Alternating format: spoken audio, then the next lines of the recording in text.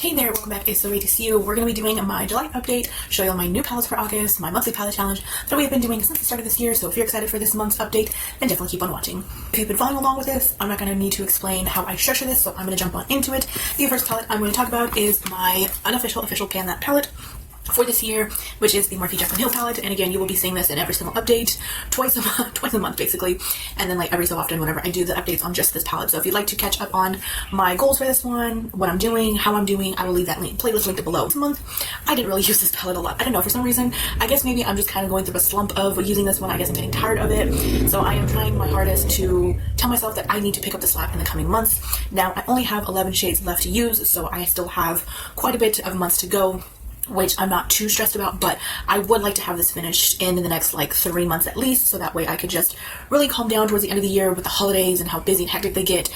But this month, the only goal that I hit my 10 use is on the shade called Buns, which is this shade right here, and it's like a brownish red tone and matte. So yeah, not that exciting, but hopefully in August I will push myself into gear and actually use more of these shades like I'm supposed to.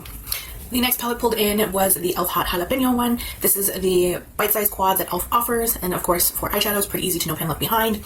And I used every single shade. There are 2 shades in this palette that have been used the most, which is the first shade here is like a yellowy gold. I actually really love these 2 shimmers the most out of this entire palette, and then this last dark green one was also used the most, both of them for a total of 4 times each, which is shocking because I didn't think that I would gravitate towards this until like I just used them all once, and I was like, okay, I'm done. But I seem to have dipped into this one quite a bit this month. Next palette pulled in was the ColourPop Just My Look palette. This is their monochromatic green one, so you can see why I've had enough of greens, because I had 2 specific palettes set out with greens, and I don't know why I did that to myself, but that is just where I was at. In this one, there is no specific shade that stands out that I use the most. I used every single shade once. I said I was done. I was happy with that. I was content. I didn't really care to use this palette all that much, I guess. I was just very fed up with greens, and so I was always trying to find other colors or to use other palettes this month to kind of break up the monotony of green and have other, shades and palettes to use. This one is still fine. My issue with ColourPop, it's an okay quality at this point. They are hit or miss most of the times now, and I prefer a lot of their older palettes, which is why I'm still holding on to them. Next palette pulled in was the Morphe and Jaclyn Hill one, and this one's called Armed and Gorgeous. This one, it's an okay palette. I don't really gravitate towards this one all that much anymore. I still have it in my collection, I guess, for just keepsakes and memories and feels and things like that maybe. But as a whole, I don't know, it doesn't really serve all that great of a purpose in my collection, but I don't want to neglect it or declutter it because I could still use these shades, I can still incorporate these tones, and I can still use them. They're still performing fine, and I feel like nobody nowadays would really want this palette anyway, so I'm like, I'll just keep it if that's the point. There are specifically 2 shades in here that I use the most, which is the first one being Agent, and it's the green, I was gonna say green shimmer, green matte. These 2 are very similar, so those are very easy to kind of use together and get, double use off of them. And then the second shade I use the most, which is the brown matte in here. Interesting, I used that one the most, even though it was only like 2 uses per shadow, but yeah, this one's fine. I honestly really like this one. I think I used it, I know I used it in a look this month, and I want to say I did really like the way that it looked against the other shade that I pulled in. But yeah, this one's a very interesting shade. It's like a brown with like a little bit of gold, but it's like a rusty, deep, not bronzy, but it's an interesting, unique color. And I honestly thought that I would have been using this one VIP the most because it's like a very easy inner corner shimmer, but I guess that I was just tired of all of these palettes very quickly. So once I got my use, I was like, all right, I'm good to go. I can call it a day. And the last palette in for this month was the Isabel Cosmetics and collaboration with Brie C Beauty. This is the Tropical Nights palette, and this is the palette that I am wearing on my eyes today. Not the direction that I had really planned or the way that my liner was working with me, but it's a look. So I am using all of the shades on my eyes are coming from this palette, so if you're curious. This pink is the shade called Guava, and then in the inner corner is the shade called Pog. Then Black Sand is kind of like a little winged out liner here. It's kind of hard to tell, but it's like very faint. Hanu is all on the outer corner. Surf is on the lower lash line, and then in my inner corner is the shade called Ocean. So this is the hodgepodge of colors.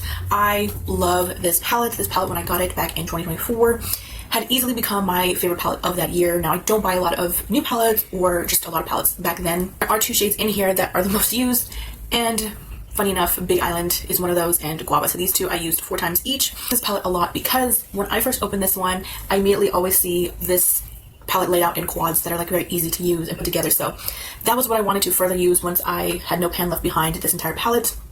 Was I created 4 looks using each of the quads, and then I saw looks going by the Rose, or not Rose, I think this is Rose, this is Columns. My bad. I didn't do this one just because I feel like it would have looked very similar to this sort of quad that I think I'd previously done before. So I was like, well, these I'll just incorporate if I want to add extra color to these looks. So this is where this look came from, is inspired by just this column here. And then I did do a look with this one. It turned out like a Christmas in July. It was fun though. And then this one, which I did incorporate other shades from another palette, but overall I just really enjoy this palette, and I know why it got a lot of use, because it's just one of my favorites. So now that I have updated y'all on July's, I can show y'all what was pre-selected for August. The first palette I pre-selected, and I'm not going to open just because I had dropped this one I think a couple years ago trying to clean my palette area and it shattered, so I did have to repress this one, which is why it looks so like muddy looking in texture and just it looks horrendous. But this is the Shop Missé's AOA Studio Southern 3-color eyeshadow palette. Their Southern Charm 3-color eyeshadow palette in the variation of Porch Swing, and I like this one. I did use this one for a $20 budget challenge whenever I was gifted a bunch of makeup from them to create that, which I will link that down below. But I know for a fact that this shade here, the one that is of course broken and repressed back together, is my favorite one and done eyeshadow look. I did that one a couple years ago and I was like, oh my god, I love the way it looks. So that'll probably be a definite go-to, or you know, a popular one this month maybe. We'll see, but I'm excited. This palette is something I picked up for a full face of Temu, which I will link that video down below, and it's just called Sweet Mint. I don't know the brand. I want to say these are kind of inspired by a Chinese beauty brand. It's like Rom and or something like that. I'm not too familiar with the name, but this is basically just a peachy corally sort of color palette. It's very, very light in pigmentation, so I will have to build these up, but my standout shades are of course these three here, just because they're shimmer, they're glittery, they show up, they're gorgeous. And I know I said I would not use glitter on my eyes, but this one is not like the ColourPop pressed glitters where they're much more chunky and they feel more like gritty and things like that. This one is more finely like pressed in. It almost feels like a shimmer, but it's got glitter particles into it, so that one I'm okay with using a little bit more. I'm excited to use this one. I know this one offers very light-handed but still simple, pretty, you know, go-to everyday eye looks, so I'm excited to use that one, or use it again. The next palette is my other Morphe and Jaclyn Hill. This is from her Fold collection, and this one is in Ring the Alarm.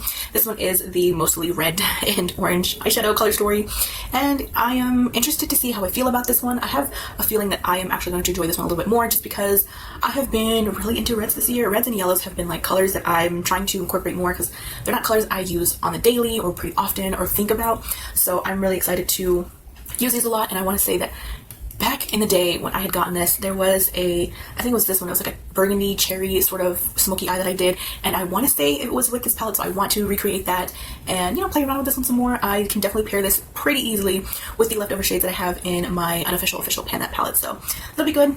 I'm excited and I'm ready for a brand new refresh.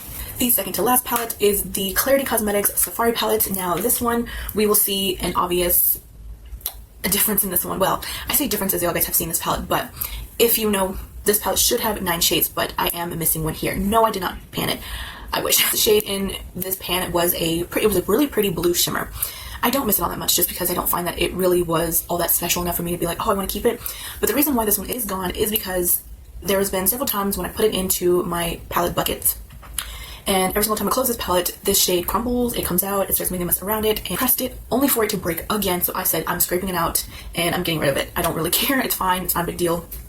So that is one less shade that I have to use or worry about, and I don't miss it completely anyways. But this one I am excited to use as a companion palette, because as a whole, this one really boggles my mind in terms of color story and how I compare some of these shades. A lot of them don't really go together in my eyes or the way that I see it and do my makeup, so pairing these with others I am very much excited to do. And of course the last palette is my Morphe Jaclyn Hill one, you guys know, and this one I am feeling like I will hit probably 4 if not 5 shades for my 10 use goal, so that'll be good, and I will be halfway done with my leftover shades, and I will be done with this palette maybe earlier than I thought. But yeah, a lot of these I think are like the more reddish tones, and then some of these more brown ones, which will pair pretty nicely with some of the other shades, and then I can always dip into other palettes. But I have a feeling that this one might be having some good progress in August, but we'll see. That's my prediction. I could be wrong. So that is my update for this month. I am so excited to have a refresh. I am so ready. Every single time I'm nearing the end of every single month, I'm like, I want something new. We have it. We're here. So thank you guys so much for watching. I hope you guys enjoyed it. I will see you in my next one. Have an awesome rest of your day and or week. Bye-bye, guys.